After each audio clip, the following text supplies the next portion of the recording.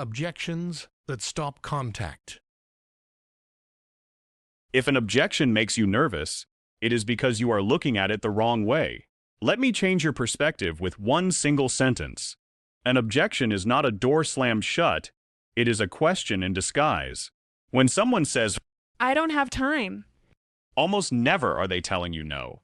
They are telling you, convince me that this can fit into my life.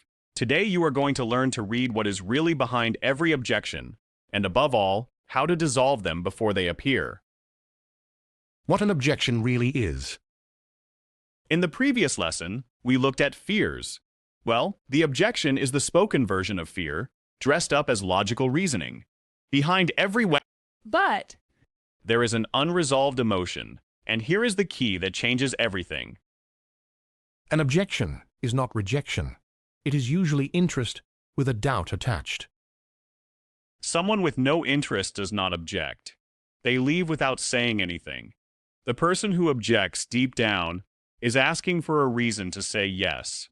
Your job is not to win the argument, but to resolve the doubt calmly. The 6 most common objections and what they hide. Look at the table. The first column is what your prospect says. The second, what it truly means. The third, how to dissolve it with your content before the conversation even happens. The big strategy. Anticipate it in the content. Here is the mindset shift of attraction marketing. Most people try to refute objections in the conversation from a defensive place.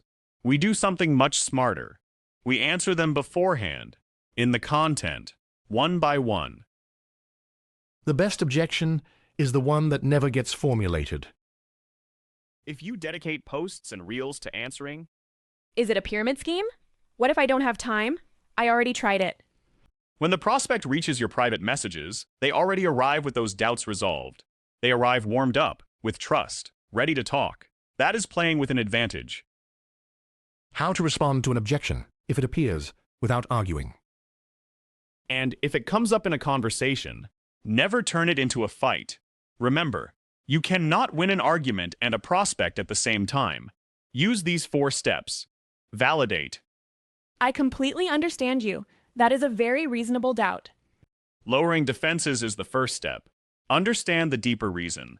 Ask gently what is behind it. What worries you most about that? Reframe or inform. Offer a new perspective or a piece of information. Without pressure, tell them how you experienced it, or how someone similar did. Reduce the risk and let them decide. Offer a small step and the freedom to choose.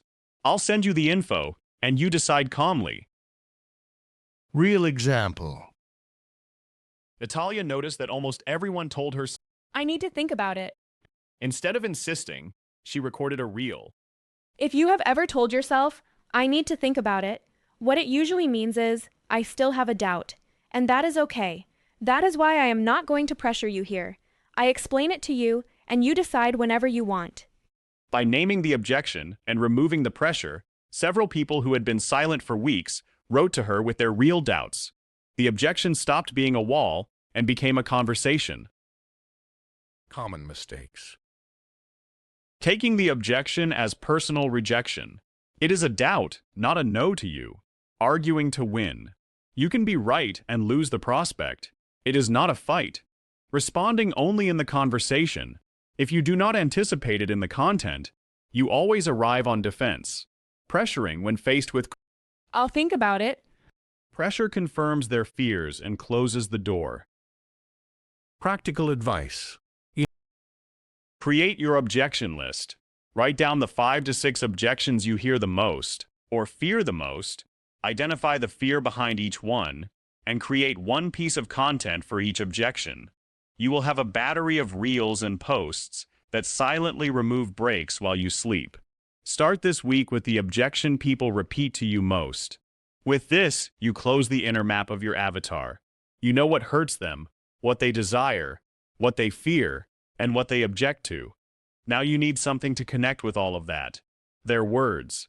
In the next lesson, you will learn to speak the language of your audience, to use their own expressions, so they feel you are one of them.